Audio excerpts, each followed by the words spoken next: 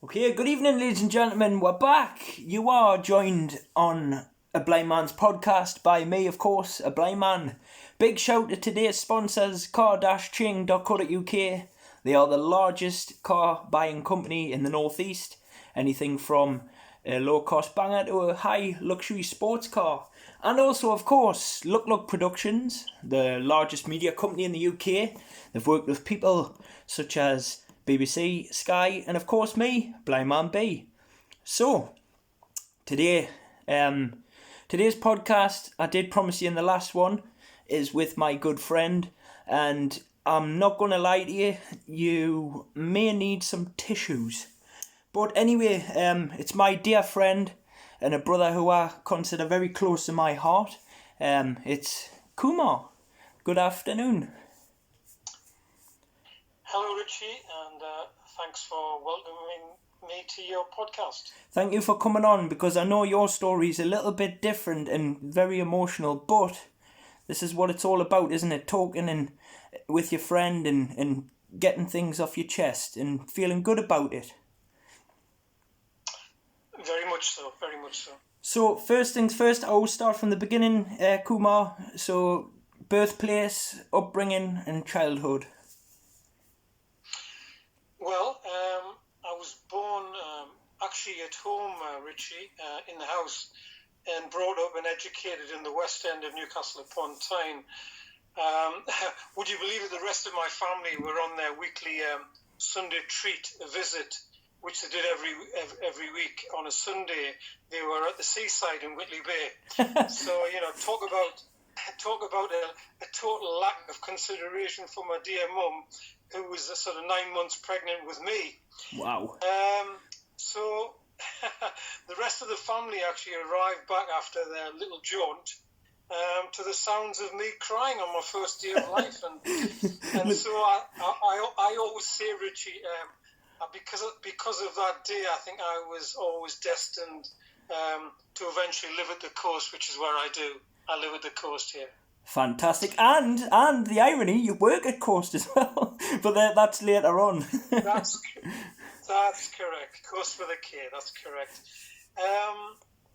So you mentioned you asked about my childhood.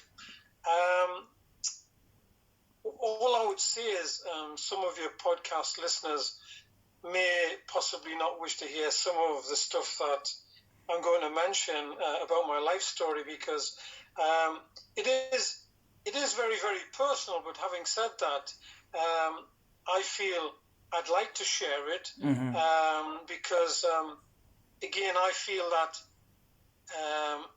it may potentially help someone who, God forbid, was maybe in the same position now as I was years ago, and to be able to give them the courage or give them the voice to speak out, Yeah. So from that point of view, I'm more than willing to talk about my childhood. So here goes, if that's all right with yourself. Go away. Go on, Kumar. Do it. My childhood was actually by and large a happy one, Richie, until I would say my young life was terribly shattered when I was actually groomed and sexually abused by a sexual predator who had very cleverly maneuvered his way into our family and into our home. And that was when I was between the ages of 10 and 13.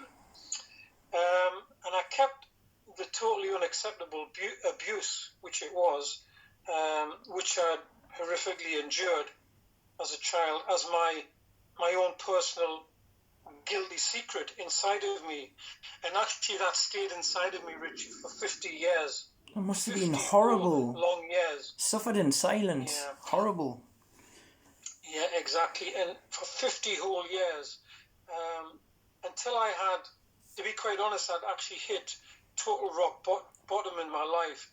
And it was only then that I did eventually open up to a professional counsellor about the abuse that had occurred in my life as a child. Did he? So that's about as much as I can tell you at this stage on when I was born and where my birthplace was and and a little bit about my childhood. Just for my peace of mind and many others that are listening to this now in absolute distraught, did the person in question get caught? Well, that's a very interesting question, Richie. After the 50 years of keeping it to myself, as I've indicated, and that huge boulder was lifted off my shoulders when I actually was able to tell someone. I then obviously, got the courage within myself to think, well, I'm going to do something about this to stop any other child from potentially getting abused, even now. Yeah. This was 50 years later. However, sadly, I found that, and this may sound awful, but sadly I found that the person who had been the predator and who had abused me had actually passed away. So I couldn't actually do anything constructive about it in terms of reporting that person to, the relevant authorities. It's not really justice served though, is it? Personal, like, death of old age, or whatever. But oh man, But what I would say, Richie, is although I couldn't do that and probably get some sort of closure on what had happened to me, call it revenge, call it what you will, call it sort of, I would call it to try and protect another child. What I'd like to talk about, hopefully during this interview, is what I did do, which I think was more positive, that stemmed from that. So, we'll talk about that hopefully a little bit later, yeah? Yeah, because obviously what I'm thinking in my own mind is, like, I don't know, because it's a tough subject, Kumar, because me as a confirmed Christian, I want to say you forgive but you don't forget, and then the other side of me, which I would say was the darker side, is when I see or meet a paedophile or an abuser or whatever you want to call them, I just want to tear their friggin' head off their shoulders. And I actually have had an experience where I've actually met sexual predators, and another one where I've been told I have to stay well away from one. Claire won't mind me saying this because it's the right subject, but she was actually mentally and physically abused by a man who she was going to marry, who turned out to be enticing children under the ages of 13 and 10 to meet up to, let's just be blunt, rape them. Yeah. I mean, what I learned from my awful experience, which, in a positive sense, I'd like to pass on, for parents especially to protect their own children, is to say that, and I don't blame my parents, God rest their souls, I don't blame my parents in any form or fashion. They were immigrants to this country. My dad came from India in 1947. My mother joined him together with my three brothers from India in 1950. My sister was born, and then I was born in 1951. So, we were new to the country. The number of brown faces in the West End of Newcastle, even then, you could literally count on a hand. Yeah, it was probably pardon. So I was just going to say pardon the comment, but it was probably, like people would say, spot the brown man kind of vibe. Yeah, actually it was. And you know what it was? My parents, as I say, I don't blame them, because they were looking for some sort of accommodation by the host nation, if you will. Right, yeah. Because, we were the novelty then in that, as you say, spot the brown face. So, my mum and dad wanted some sort of acceptance by the host, the English folk around them, the white folk, if I can call them that. Mm-hmm. And this particular predator, which is what I'm trying to say, is these predators, these sexual abusing predators are so clever in the manner in which they go about their business, if I can put it like that. Yes. They are so clever indeed, and parents have got to be aware of that. Now, this particular man, what he did was briefly, he was into photography. Yeah. You know, I know what the type of photography he was into. Exactly. Now, all these years later. But the thing was, what he would do was, it was at the time when, photography or taking photographs was quite an expensive thing to do. You had to have a camera, you had to buy a film, you had to put it in, you had to get the photographs processed. Now, this guy learned a little bit of our mother tongue, our language, started eating some of our food, learned a little bit about our religion, and then started via a youth club, a local youth club, started to entice the young, especially the young Asian boys, to the youth club. And it was through that he manoeuvred his way into not only our house but other houses within the West End, Asian houses, and primarily where there were young boys. And what he would say is, I'll take photographs, of your boy's birthday or other celebration, and you get the photographs processed. Now, we was probably getting a kick out of the photographs as well, although, they were just standard photographs. But that was his way of maneuvering his way into people's houses. They're so damn clever, these predators, So he played it so clever to the point where he actually made himself learn like Hindi or Punjabi, and then started getting involved in the actual culture itself, just so he could get close to the Asian children. Exactly. And of course, my parents, as I keep saying, I don't blame them, they were so innocent.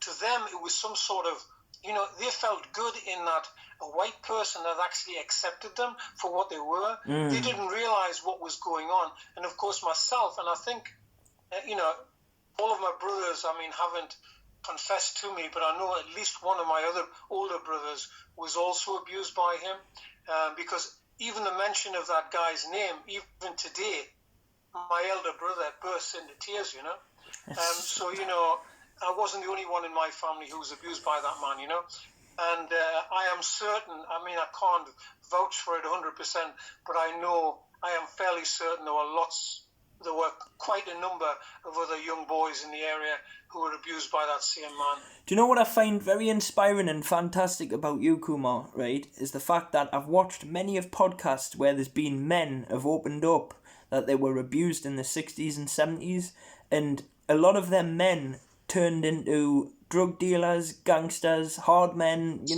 they started abusing alcohol. You have just...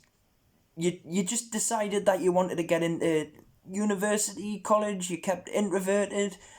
How did you release the demon inside of you? Like, there must have been something that you had to do to get it out.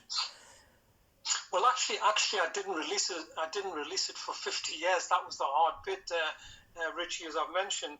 But as a teenager, as you quite rightly said, I was generally very quiet and introvert. And, subconsciously, Richie, I believe it was probably because of my abuse as a child. And so, I became quite studious, as you've indicated. And I was generally, actually, believe it or not, I was quite a shy person in nature. No, I get that. When I was around others. And, especially when I was around others. But I did really enjoy, on a more positive note about my teenage years, I did love being a child or being a teenager. For example, I loved, sports and especially rugby. I used to love rugby at the time, and in fact, I was pretty good in that. I got selected at the time, albeit it was for sort of the junior Newcastle rugby team. Brilliant. I was really proud of that fact. But then, as I say, I enjoyed sports, and me with predominantly my Asian friends in the West End. We used to go off at the local park and we'd play not only it was generally football and cricket. We used to play. Asians have always been mad about cricket, as you're probably aware. Yeah, I've noticed. I've got a lot of Asian friends that always rant and rave on about cricket. So Well, India is one of the best cricketing nations in the world. isn't You'd be amazed if you ever do. Isn't Pakistan not meant to be a really high class team as well in the cricket world? Well, I would naturally disagree with that because India are the best. But there again, Is there a bit of rivalry there? very much so. It's a bit like England and Scotland, at football. Okay. But anyway, if you ever did go to India, if you ever get the chance to go to India, you'll notice first thing in the morning, kids get together to play cricket before they go to school. Beautiful. They're just absolutely mad about cricket. But what I was going to say was, one day I was actually playing cricket in the park. It was probably during the summer months, I think, with my Asian friends. And I actually got hit smack in the middle of my right eye with one of these really hard, red cricket balls. Ouch. And unfortunately, it's severely damaged, and it actually detached and almost obliterated the retina in my right eye. So, as you can imagine, I ended up in hospital for several weeks, but they actually couldn't do anything about my eye. So that was the end of my rugby career, to be quite honest, which was very, very sad indeed. So there was happiness and there was sadness. It was probably also the end of your cricketing as well, I'm assuming. To be quite, it's funny you should say that, Richie, because whereas the Asians love cricket, as I've already indicated, I cannot stand cricket. I've never been able to stand cricket after that accident I had. Honestly, I just can't watch it. Yeah, I'm assuming that, but I went to. Do you know what? I'll quickly bring this up. Actually, now we're on the subject. I actually went to school and was in the same class as the guy from Asherton that won the Ashes, Mark Wood. I went to school with him. So, right. But the problem is I'm the same as you. I don't blinking like cricket. So as high as an achievement as it is, and how much I'm proud of him, it's not my interest. I know they do say that the traditional sort of is it 5 days they play on these Test cricket matches are supposed to be like the real thing, and these shortened versions, these 20 over matches or whatever they're called, where they're slugging the ball all over the place, are supposed to be the popular thing now. But I just find it quite difficult to watch, to be honest. Yeah. I'd rather watch football. Exactly. Or I'd watch rugby. I still watch rugby on the TV. I like watching the internationals. In fact, when I was in my late teens and I was at school, when I was at technical grammar school, to show off a little bit, we used to actually organise a trip up to Murrayfield in Edinburgh whenever there was a match on there at Murrayfield in Edinburgh. And again, I will confess, my favourite team in the 80s was the Welsh team, so I used to love going and watching Wales play Scotland at Murrayfield and to stand amongst all the Welsh supporters. They were absolutely brilliant, Richie. To sing along with the Welsh supporters, it's just something else, just something else. My grandfather and my dad were both heavily involved in rugby as well back in the day. My grandfather worked, still visits the place now, but he worked for Maidstone Rugby Club, and my dad was that good at it. He was playing for his county and he nearly got trialled for the country, but he was a bit of a bad boy, so got took away. Oh dear. So I really genuinely do believe, Kumar, that my dad could have been one of the best rugby players in the whole country, because he's 5'11", he's about 18.5 stone, and he was bloody good at it. So. Wow. But his behaviour got the better of him. His lifestyle got the better of him. But never mind. That's another story. So you digressed as well how it was what it was like to be an Asian in Newcastle in the 70s. A lot of trouble from the skinheads, I'm assuming. The racist ones anyway, because there's two kinds. Yeah, well, what I would say, Richie, is I've always been very proud indeed to be an Indian, which so you should be. What I am by birth. with my roots originating from the state of Punjab, which is in northwest India. And actually, my ancestors also originated from, or originated, should I say, from the middle of a desert called the Thar Desert, which is in the state of Rajasthan. And actually, me and Mrs. K, we visited my ancestral home, situated in a village, in a town that actually has the name of the town is our surname, our family surname. Kumar. We actually went there. We went there. No, that Kumar is my middle name. Oh, Singh. No, it's not even Singh. No? Wow, okay. You probably, very few people know my surname, but my surname is actually, as you would pronounce bugle, it's actually with the P, it's Pugle. So you pronounce it the same as bugle. Our surname is Pugle, that's our family name. Wow. And of course this town is called Pugle, and it's right in the middle of the desert in Rajasthan. So we visited the old ancestral home there, and I brought back some of the earth, the soil as it were, from outside the ancestral home, which I now treasure at home here. Amazing. So, that's my link with India. Amazing. But I was also naturally very happy indeed to have been born and bred as a Geordie as well. And as you know, on the radio, I affectionately call myself Kumar, which is my middle name. The Brune Geordie.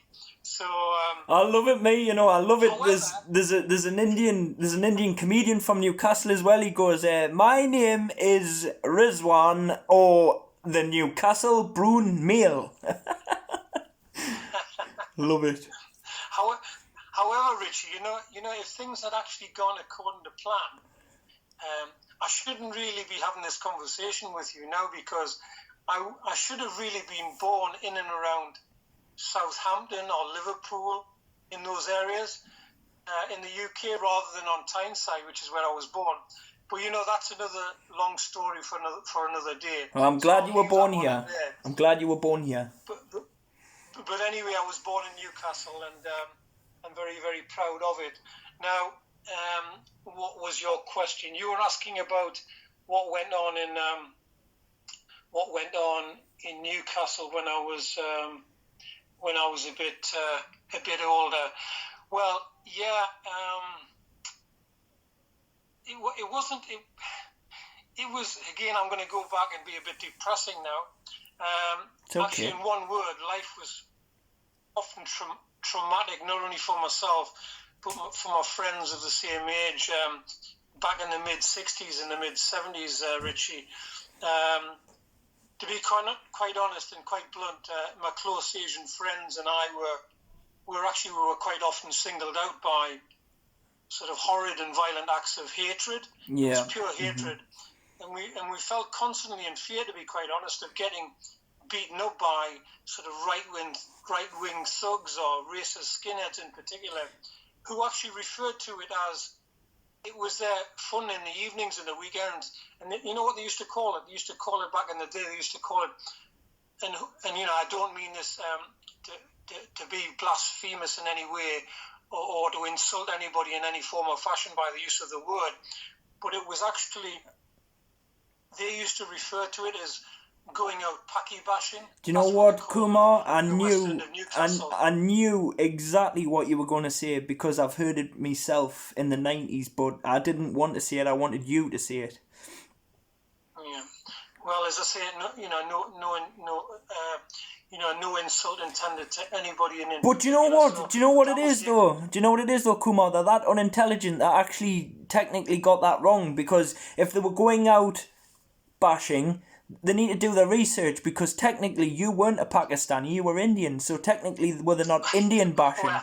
Well, that's the sort of amusing thing that I sometimes, makes me smile inwardly, Yeah. that I should be called something that I'm not, and anyway, that's what used to happen, and actually they used to single us out, and they would actually literally kick and stamp on our bodies on the ground, sort of while viciously snarling at us, and I hate this term.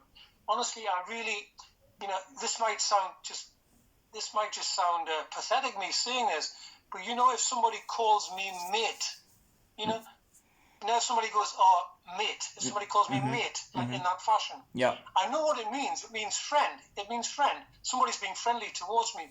But I associate that word with when I was back in the day when we were getting beaten up by skinheads, because when you were on the floor and getting kicked, you know, they would snarl it and say, oh, take that, kick, mate. You know, that sort of way, you know, in a sort of an awful sadistic way, you know. So that particular word really makes the hairs on the back of my neck stand up when I hear it. There's two ways. Anyway. There's two ways you can say it though. That like, cause I've learned that as well. Cause I used to get that when people would like beat me up at school. They'd you eat that, mate.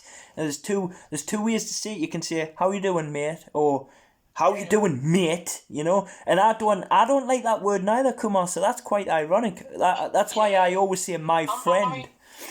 I mean, I agree with you, Richie. I know the difference. I can tell the difference. In fact, you know, just on racism and, you know, in general, I can generally tell when somebody is being seriously racist. Yeah. Or just making fun. Because you know me well enough now, I think, you know, almost 2 years you've known me.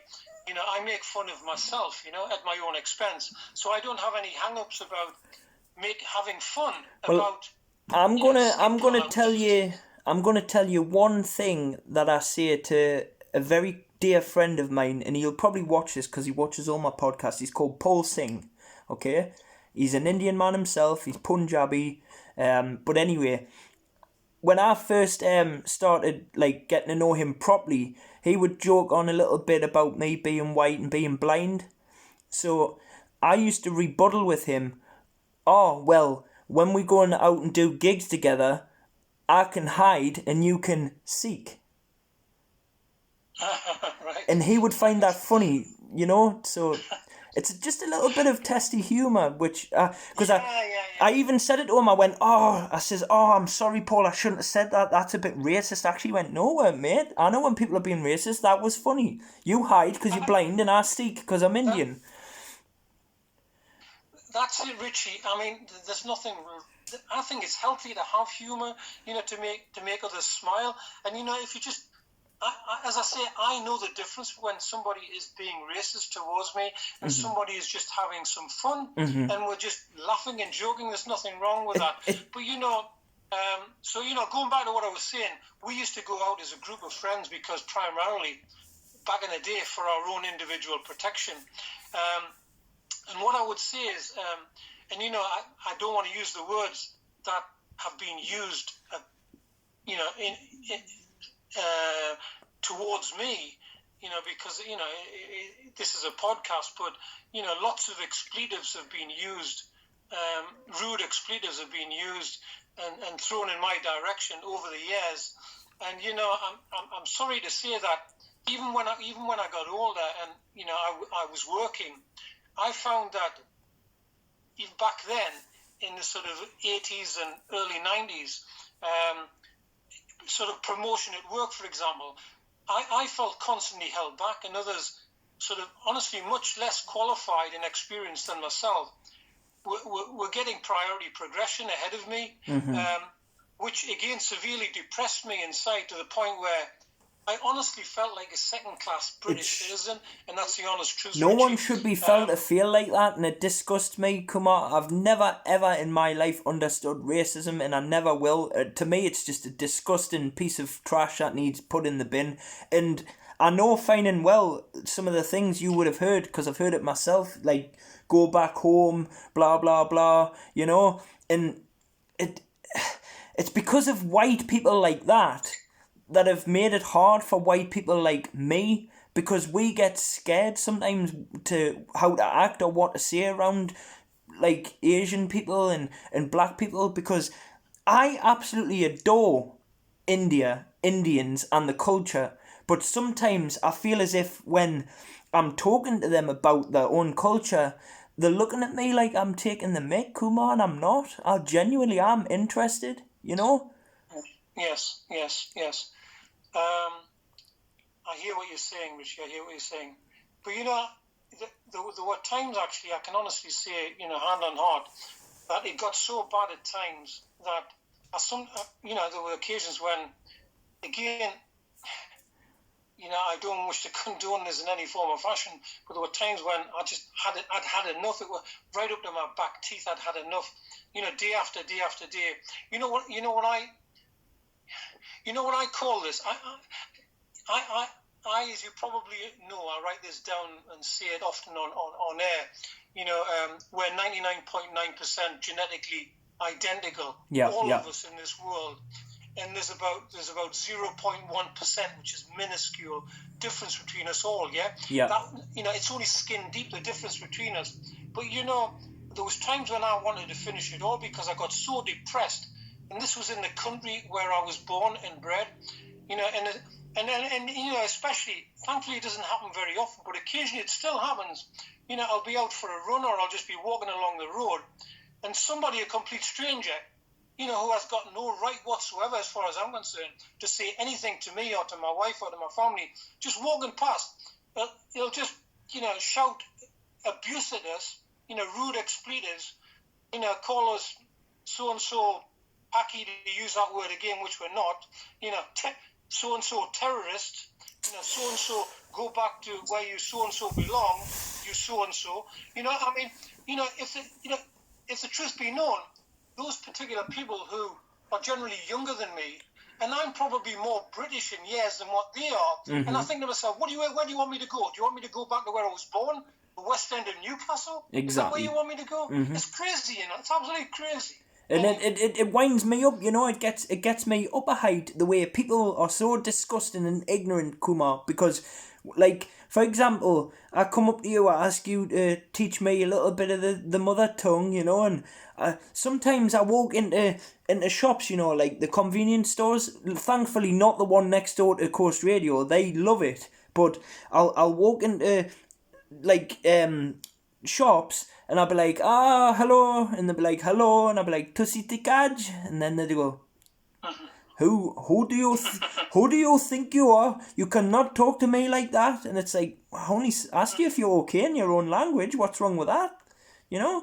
I got told to get the F out of someone's shop once because I said, Jashari se babaki. Yeah. He went, can you please get out of my shop? I'm not having none of that. You're racist. I was like, eh?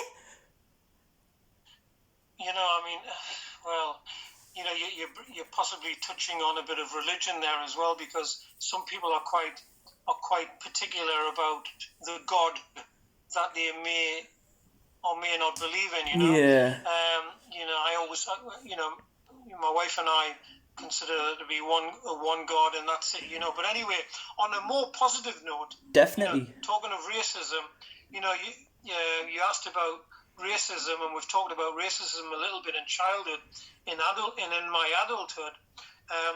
I'd say that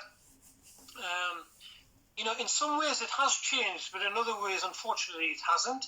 And on a more positive note, if I may say, certainly where we live now at the coast, where we've been here for 30 odd years, my better half and I have a lot of highly valued and very dear non-Asian friends. In fact, we've always been in our street the only Asian family for 30 odd years, nearly 40 years we've been That's here. crazy.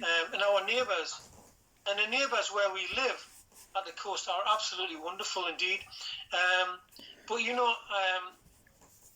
I still personally feel and believe that I've got to be seen to be more than just good, if that makes sense. To be accepted and recognised by some people, I have to be better than good by some human souls. Even in this year of 2020, for God's sake, I still find that, I've got to be better than good to be accepted and recognised by certain people. Thankfully, they're a minority, But however, the main difference now is that, Richie, I don't even try to explain it or try to educate, these misguided individuals, as I call them, anymore. You know what I do? I just dump them and I walk away as quickly as possible in the opposite direction from them, because I really haven't got time for them. Exactly, that's the best policy. So, you're the bigger man. So, do you know, you and Mrs. K, when did you meet? And Well, actually, she'd when be and pleased for how? me. Let's go when and for me- how. She'd be pleased to tell. She'd be pleased for me to tell you and the others who listen to this podcast that she was actually a beauty queen in Nottingham. She was a beauty queen. Back in the day, there was a big factory called, and I'm not wanting to condone smoking and John Player's advertise for them, but she actually worked at John Player's cigarette factory in Nottingham. Wow, She okay. was actually Miss Players, would you believe? Yes, get in. Yeah. So she was Miss Players. She actually used to open events like Grand Prix races and things. Wow. There used to be a John Player special. There used to be a John Player special Formula One car. Brilliant. Things like that. And there was Segovia, the musician. I think it was a violinist. I think she used to go, the concerts and things on behalf of the players. But to answer your question, how did I meet her? I was actually introduced or matched, would you call it? Some people would say, I didn't know her, so I was matched. Like marriages are. So is this like the stereotypical Indian arranged marriage kind of thing? Well. The way I put it is like this: if, say for example, I'm a single guy, right? Yes. And you and Clary are having a party, say this weekend, right? Yep. And we're friends, and you've been talking. Do you know what it is? It's about time Kumar got himself a girlfriend. So Clary goes, well, I've got a friend who's also single. I'm going to invite her to the party. You invite Kumar. So you invite us both. We don't know each other to your party on Saturday. And then you introduce us, and we start to have a drink together. So it's like that. Okay. You could call that blind matching as well. It's a similar sort of thing. Mm-hmm. You know what I'm saying? So the same thing happened with me and Mrs. K. My eldest sister-in-law, who was also from Nottingham, my oldest brother's missus, and she actually who knew my wife's family in Nottingham. She introduced us 43 years ago. Actually, next month we'll have been married for 43 years. Yay! Congratulations on that one. There's got to be something done for that. So, do I dare say that Kumar bagged himself a beauty then? Without a doubt. She's the best thing that ever happened to me. God bless. That's lovely, man. I love, as you know, being the Love by the Coast presenter as well as the breakfast show. But I'm a sucker for a love story, Kumar. I am. I can't help myself. I love seeing people happy, like from the heart, and for you to be. You know what it is, Richie? To really, give her a big shout out, my Mrs. K. She's such a practical woman. She's a wonderful life partner. She's very house proud. She's a wonderful mother and a wonderful wife, and she's my best friend. Exactly, and that's how I am with Clary. And yet you still have your arguments over who gets the most blankets and the TV remote and the last. That's par for the course. It is. And I've heard as well that she makes an absolute banging world-class curry. Actually, she gets that from my late mother-in-law, who was, I reckon, was probably the best cook I've ever come across in my whole life, even better than my own mum. My mother-in-law, the dragon, as I used to call her. And she used to call me Dushman all the time. Dushman in Indian means enemy. Cool. She called me Dushman, and I called her the dragon. She was a beautiful cook, fantastic, and I think it's probably in the genes. My wife, Mrs. K, has learned it all from her mum. Mrs. K is gonna have to put together a nice masala and some pilo with some naan breads and poppadoms and. Without a doubt. Do you know what? Do you know what it is, Kumar? Right? Do you know what one of my favourite Indian dishes actually is? Go on then. Bombay aloo. All right. Okay. I love Bombay aloo, and I want to try some gulab jamun. Gulab gulab jamun. All right, the sweet. Yes, I've heard a lot of things about gulab jamun. And well, just watch this. Just watch this space, Mr. Bass and Mrs. Bass. You never know. You might be just surprised after the pandemic's over, and we've all had our injections, and we can meet again. Exactly. You never know. Now, can I ask you a little random question? Because I walked past an Indian lady the other morning, and when I walked past her, she looked at me, and I don't know if I'm pronouncing this right or saying it right, but when I walked past her, she looked at me and she went, Abba Shu. She said what? Abba Shu. Abba Shu. I don't recognise that. Nah, she looked at Abba me. Shu. She looked at me, tutted and said, Abba Shu. So I was assuming she was saying something like, get out my way, or how dare you, just I was like, what? I've been Googling it all week and I can't find any answers. I don't recognise what you said there, but anyway, I'm sure, I don't know, I really don't know what that means. Neither do I. I was like, what? What did I do? Don't worry about it. Don't worry about it, Richie. But if that's the only thing you have to worry about, you'll have had a good day. So I want to quickly touch upon, of course, the glorious, the amazing, the best football team on planet Earth, Newcastle United. We've got a love tune and the best player of all time, Kumar, please. Shearer! What a man! Richie, I must tell you this. This is the honest truth, hand on heart, if I've got one. Back in the mid-60s, and this is the honest truth, this is a true story. Back in the mid-60s, I just happened by chance to be aimlessly walking around the centre of Newcastle, right? One Saturday afternoon. And I had no interest whatsoever, and this is the honest truth, at all. As I mentioned earlier, I was always into sort of rugby, to be quite honest. I had no interest whatsoever in football at all. But, I was really intrigued that particular Saturday to see all these really excited folk in and around the town. And they were all wearing red and white scarves and shirts and things, Okay. And I thought to myself, what's going on here? What's this all about?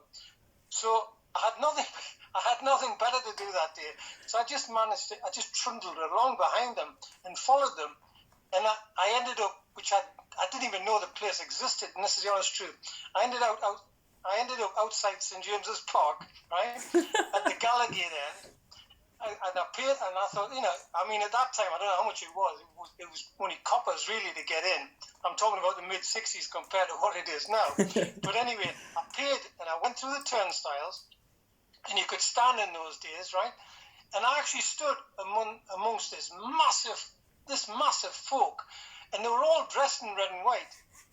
And, as I say, it was in the Gallagher end. I found out later it was called the Gallagher end of St James's Park. And, and what I would say in conclusion is, for all of the sins of my life... You were sat with a Mackham's, Kumar. How dare you? Actually, I've been such a long-suffering Magpie supporter, by and large, ever since that first fateful match and that first experience of live football. And actually standing, in the presence of a fervently celebrating, chanting 65,000 plus people there were that day crowd. Wow, man, it was brilliant. And as you've already stolen my thunder there, that first match was actually, I didn't know this, it was a Tyne-Wear derby.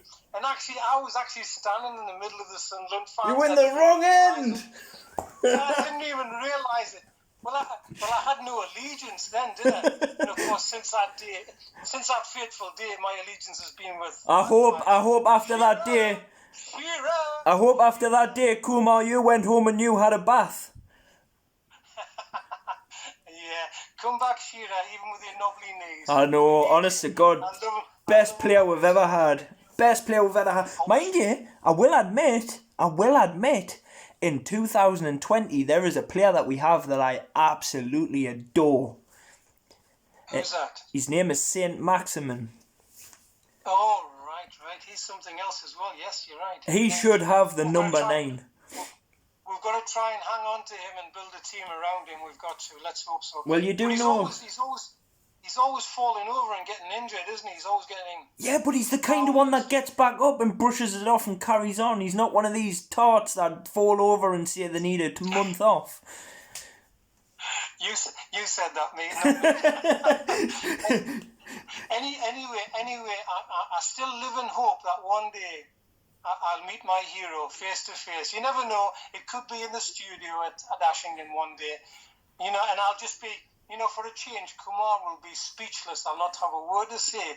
I'll just be gobsmacked if I ever met Alan Shearer. Well, I was trying. I'm trying me very, very, very best with a lot of close connections of his to get a podcast with him. But he's a hard man to grab.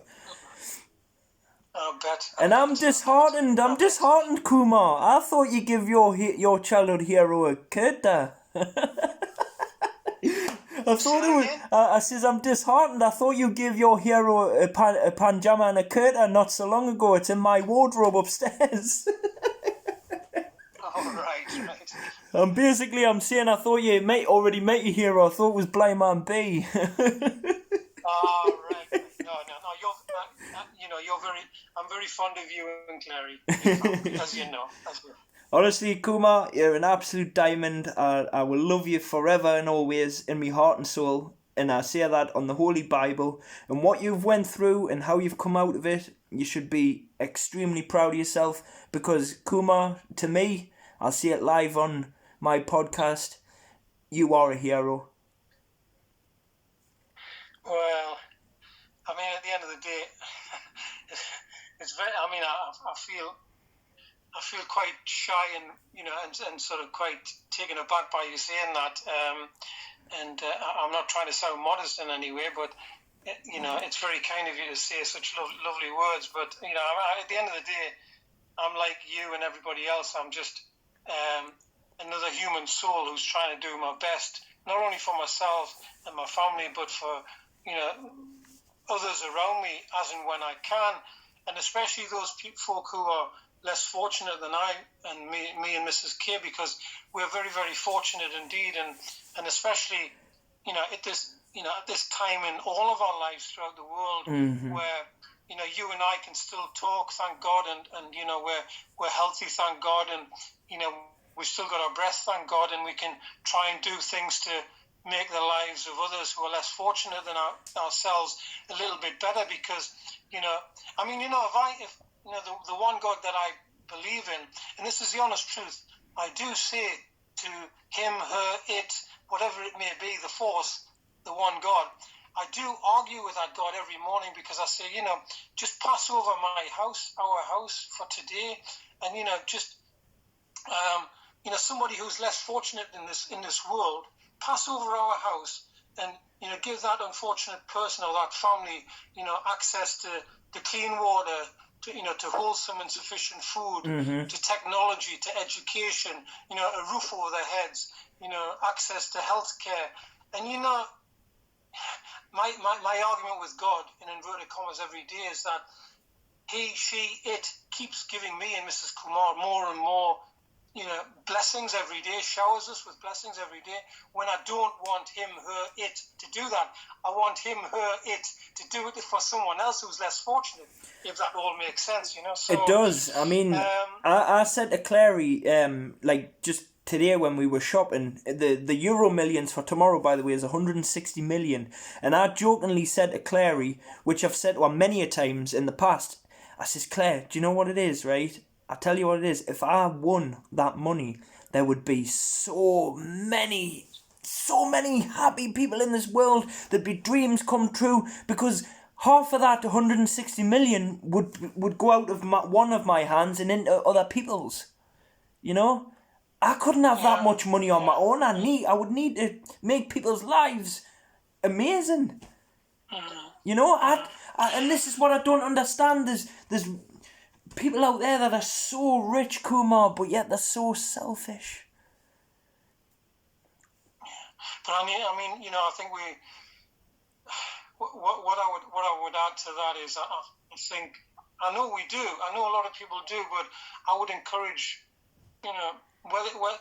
whether you're a believer or non-believer, somewhere in between, you're not sure, person's not sure. I would say we should all, because we're so fortunate, all of us, each of us should pray each day for the eternal souls of all those fellow sisters and brothers throughout our beautiful world that are less fortunate, who have sadly succumbed to this truly awful COVID-19 virus in particular. But as I said earlier, I mean, very recently, as I'm sure you're aware, I'm very excited and applaud sort of the magnificent research work efforts of scientists throughout the world, with a positive sounding likelihood of a protective and effective vaccine for all of our world's people. And I think that's fantabulistic, to use a Kumar's word, So, I can't wait for, not only myself, but people throughout the world who are less fortunate than you and I, to get that vaccine to save people from dying, But anyway, can I just also say one more thing? I mean, if I may. Yes, go ahead. On a positive note, because I feel that during this podcast I've been talking about a lot of depressing stuff in my life, and I think I said somewhere at the start that rather than when I talked about that that sexual predator who had such an awful impact upon my life for 50 years, from when I was about 10 up to the age of 60, when it actually all came to the surface. Yeah. And I'd like to say it to yourself and also to those who are listening, who may be possibly concerned about how I am.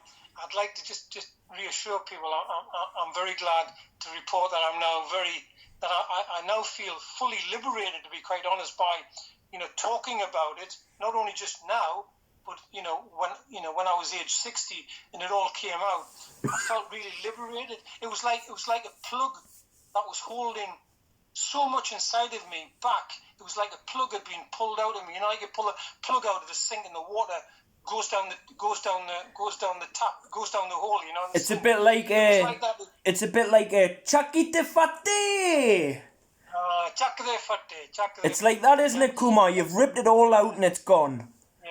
Let's rip up the Coast Radio floorboards and let's rock the house. Yeah, Chucky the Fatty. But yeah, so I feel fully liberated within myself, and I'm also now, as I always put it, I can reassure yourself and people who are listening that I'm actually Kumar as well down the healing street, as I call it, healing street in inverted commas.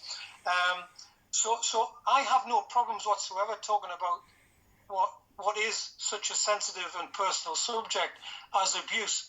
But what I would like to say, if I may, is utilize this at this point, is one of the things I did, which I think was positive from my point of view, was when I retired at 65, it was in September 2016. Within a month, I think it was just fate. We call it Kismet.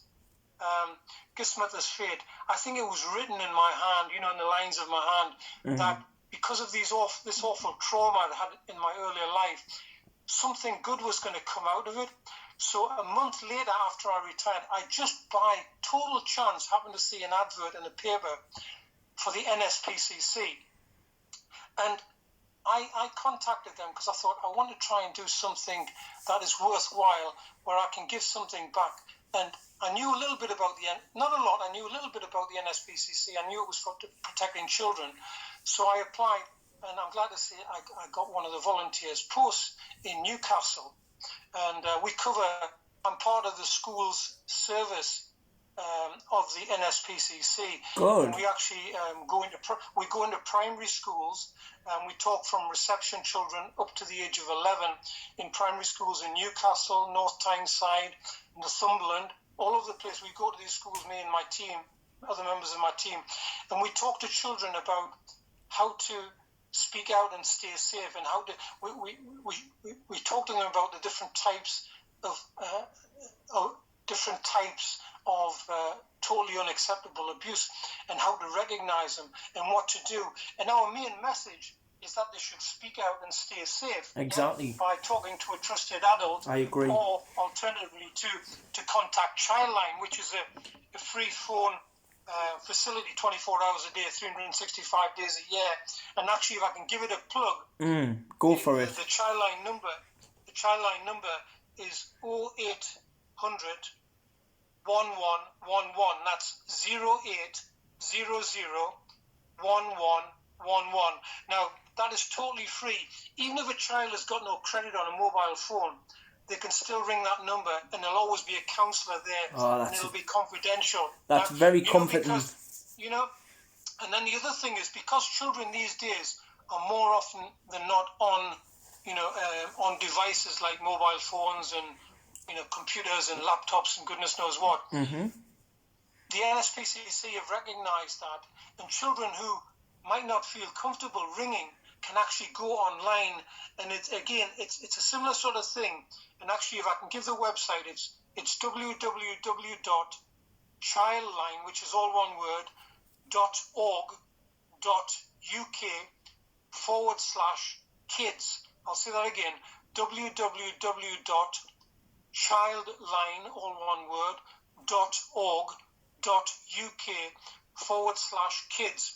And the children can go on there and they can talk to a counsellor. Even if they're feeling unhappy or they're feeling happy, they can, there's games on there. We'll try and get children away from online abuse, because lots of abuse these days is taking place online, Richie. I agree, 100%. 100%. So from my point of view, what I'm now doing, apart from, which I love being a volunteer as a radio presenter on Coast, like your good self and Clary and the rest of our fantabulistic volunteer colleague friends at Coast Radio 106.6 FM and on the 3ws.coastradio.co.uk, to give it a plug. After I retired from working in industry for 40 years, back in the year 2016, as I mentioned, which is now 4 years ago to date, I think that joining the NSPCC as a volunteer and working for the school service as well as Childline, that is something positive that has come out of my own personal abuse, and I'm very, very happy that I did that, and I get that opportunity to give something back in a positive sense. And what myself and my colleagues at the NSPCC always say, the time, the effort, the minutes that we spend doing what we do as volunteers, like we do on Coast Radio, is worth every second when we know we are saving children, even if it's just one child, from any form or type of totally unacceptable abuse. Because you know what it is, to use our tagline, Richie, every childhood is worth fighting for. That's what we say. I like that. I like it. Kumar, I love it. I love everything you're doing. Just remember, stay strong. And I've always got your back, no matter what. And likewise, and that's reciprocated from this end as well, Richie. I want to thank you very much for giving us your time, because I know you're a busy man and you've got more important things to be doing than talking to me, but thank you. Thank you ever so much, and God bless. Yes, God bless you too. And Jashardi Sebabaki, I can say that to you. Yes, it's Jashirdi. You do very well, actually. It's Jashirdi Sai Babaki Sabka Malik Ik Hai. So Jashirdi Sai Babaki Sabka Malik Ik Hai. The Sabka Malik Ik Hai means everybody's God is the same God. It's one God, and that's it. It's amazing. It's Take beautiful. Care. God bless. Salute, Kumar, you legend. Bye. There you go, guys. Wow. What a roller coaster. What a man. It's amazing. I don't know what podcast is coming up next, but I'm sure if you subscribe to my page and hit the bell, you will be able to keep in contact and see what's going on. Anyway, that's it from me. God bless. Thank you. Peace.